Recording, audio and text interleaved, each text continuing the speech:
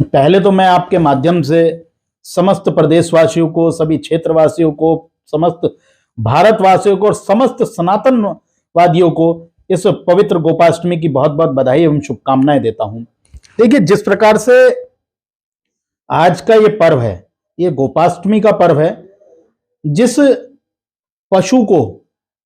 भारत को छोड़कर अन्य सभी जगह पर मात्र पशु माना जाता है,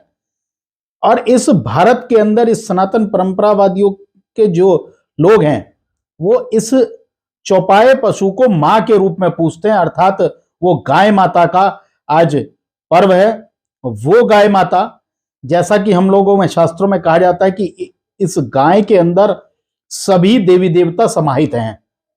ऐसी भावना करते हुए, ऐसी श्रद्धा करते हुए आज के दिन इस कार्तिक पूर्णिमा की अष्टमी, शुक्ल पक्ष की अष्टमी को सभी सनातन परंपरावादी लोग गोपाष्टमी का पर्व बड़ी पवित्रता और बड़े उल्लास के साथ मनाते हैं। भगवती गाय को तिलक करते हैं, गंधाक्षत पुष्प इत्यादि करते हैं, उन पर अच्छी से अच्छी चुनरी पहनाते हैं। जिस प्रकार से भगवती की उपासना होती है, ऐसे ही देवी की उपासना की जाती है। इसके अलावा आज गायों के जितने भी गौशालाएं हैं, वहां पर विभिन्न प्रकार के व्यंजन बनते हैं। कहीं कहीं तो 56 भोग गायों के लिए और श्रद्धालुओं के लिए बनते हैं। आप तो गाय को माँ कह रहे हैं, और जो गाय जगह जगह कट रही है, कूड़ा करकट खा रही है, इसके बारे में आप क्या कहना चाहेंगे? देखिए, वाकई इस भारत के अंदर यह दुर्भाग्यपूर्ण स्थिति है कि जिसको लोग भगवती के रूप में पूजते हैं, एक ऐसा गाय के प्रति श्रद्धा है कि जिसका दुग्ध सबसे पवित्र और शुद्ध माना जाता है, सबसे ताकतवर माना जाता है। समस्त पूजाओं के अंदर जिस दूध का प्रयोग होता है, ऐसा दूध देने वाले पशु भगवती गाय, उसके दूध से होने वाले घी,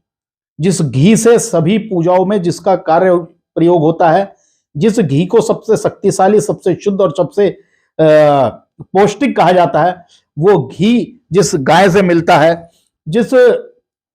गाय के मूत्र को जो पान करने से, जिसके गाय के मूत्र तक को शुद्ध माना गया है, अगर उसका कोई पान करता है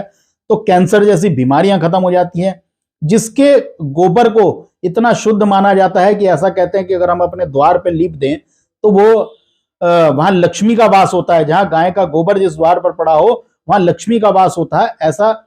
लोग कहते हैं, और ये शास्त्र सम्मत भी है। हमारे यहाँ हवन में सबसे पहले जो है, हवन में लकड़ियों के साथ साथ जिन उपलों का प्रयोग किया जाता है, उन सामग्रियों गाय के गोबर से बनते हैं। पंचगव्य, जो कि शरीर के लिए ही सबसे शुद्ध है और शरीर की शुद्धि के लिए सबसे बड़ी चीज है, जो आज के समय में हर व्यक्ति को, आपका जो सवाल है उस सवाल के विषय में बता दूं, ये सब चीजें जब खत्म होंगी जब व्यक्ति नित्य कर्म में गाय से जुड़ी हुई वस्तुओं का प्रयोग करेगा। अर्थात गाय का वो तय कर ले कि मुझे नित्य गाय का दूध पीना है, गाय के घी से ही पूजा करनी है, गाय गौमूत्र का 3 आचमन लेना है, या कि मेरे यहाँ जो दीपक जलेगा या जो धूना दिया जाएगा, या जो जिस प्रकार की हमें गाय की धूनी, गोबर का जो उपला होता है, उससे अगर उस पर गूगल डाल, जो आती है गूगल, एक आता है पदार्थ, वो डाल दें, तो वो डालने के बाद भी हमारे घर में वातावरण की बहुत बड़ी शुद्धि होती है, एक प्रकार का सूक्ष्म हवन होता है। ऐसी हमारे यहाँ शास्त्रोक्त विधियां हैं। और लेकिन आज हो क्या रहा है, घरों के अंदर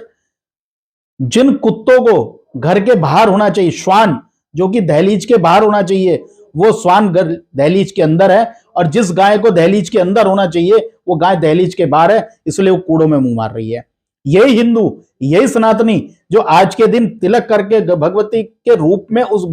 गाय माता को पूछते हैं, आज वही गाय जब दूध नहीं देती है तो उनको छोड़ देते हैं, इसलिए उनको ले जाकर कटान कर दिया जाता है। हमें सारी चीजों को समझना पड़ेगा। वो कैसे समझेंगे?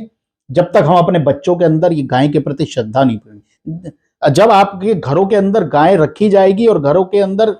अगर आपके पास स्थिति नहीं है रखने की, कम से कम आप नित्य बच्चों को ये बताओ कि हमने भोजन करने से पहले गाय ग्रास निकाल ली है, आप एक टुकड़ा गाय के लिए निकालो। अगर आपके आसपास गाय नहीं है तो आप इतना कर सकते हो कि घर के अंदर गुल्लक बनाएं, और भोजन करने से पहले कि कोई भी दक्षिणा, कोई भी चीज उसमें डाले, और आपके निकट की कोई भी गौशाला है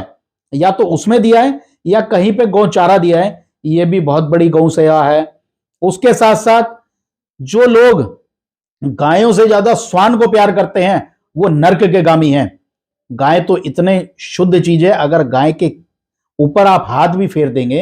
हाथ भी लगा देंगे, तब भी आपको कई प्रकार की बीमारियों का हराश हो जाता है। और जैसा कि मैंने कहा, आपको अपने नित्य दिनचर्या में तय करना पड़ेगा कि मुझे एक ना एक कोई चीज ऐसी प्रयोग करनी है जो गाय से जुड़ी हुई है, तभी ये गाय रुक सकती हैं, तभी इनका कटान बंद हो सकता है, तभी ये गाय कूड़ा के अंदर मुंह मारने से बच सकती हैं। और एक विषय और है कि जो लोग दुधारू गायों को केवल रखते हैं और जब दूध देना बंद कर देती हैं और उसको उनको सड़कों में छोड़ देते हैं, ये दुर्भाग्यपूर्ण स्थिति है। भैया, इस देश के अंदर बहुत ऐसी गौशालाएं हैं जहां पर इस प्रकार के असहाय और निराश्रित गायों को भी रखकर उनकी सेवा की जाती है। इसलिए गाय के प्रति बच्चों में भी श्रद्धा पैदा करें, गाय के प्रति नियमित कुछ ना कुछ दान करें।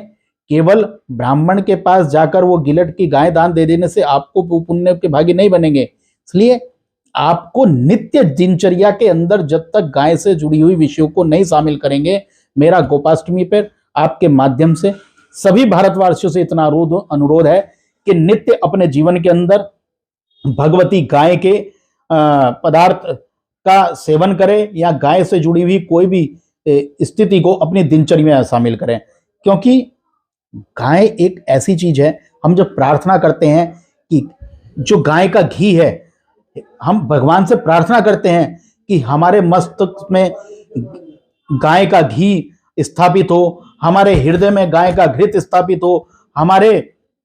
जो घर का व्यंजन है उसमें घृत स्थापित हो, हमारा जो शरीर है वो गाय के घृत के समान हो, ऐसी भावना हम लोग करते हैं। हमारा जो घर है वो गाय के घृत से संपूर्ण हो, ऐसी भावना जब आज के दिन करेंगे तो निश्चित ही आपके यहाँ धन धान्य की वृद्धि होगी। और जो आपका सवाल है कि गाय कटने भी नहीं जाएंगी और गाय जो है कूड़े में भी मुंह मारती नहीं दिखेगी। आज तो सरकारें बहुत सुविधाएं दे रही हैं, सरकार की तरफ से बहुत सारी सुविधाएं दी जा रही हैं, गायों का आकलन हो रहा है, चारे की व्यवस्था हो जा रही है, उनको देने वाला जो खल है, चोकर है, बिनोले हैं, ये सारी वस्तुएं दी जा रही हैं। तो आज हमें गाय का संरक्षण करने में काहे की हिचकिटाहट। इसलिए आपके माध्यम से इतना अनुरोध है कि आप अपने दिनचर्या में गाय से जुड़ी हुई वस्तुओं का प्रयोग करें।